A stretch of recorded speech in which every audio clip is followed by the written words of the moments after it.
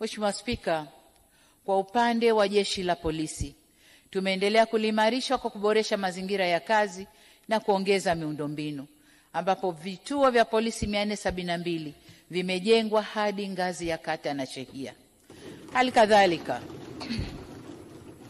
Halikadhalika tumeboresha makazi ya askari na kununua vitendea kazi ikiwemo magari na pikipiki kwa ajili ya kazi za utawala na operesheni.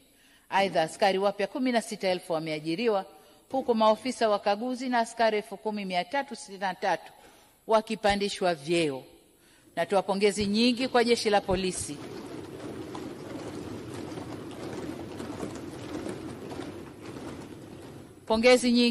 la Polisi kwa kazi kubwa na nzuri wanayoifanya. Hatuna budi kutambua kwamba uhalifu unaozuiliwa kwa jitihada za Jeshi la Polisi ni mkubwa kuliko unaofanyika.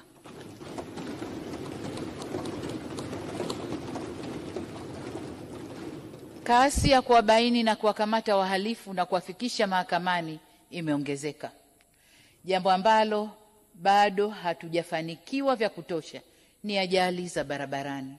Lazima nazo tuendelee kuzitafutia mwarobaini wake. Aidha, nalielekeza Jeshi la Polisi kuongeza jitihada katika kukomesha matukio ya watu kupotea.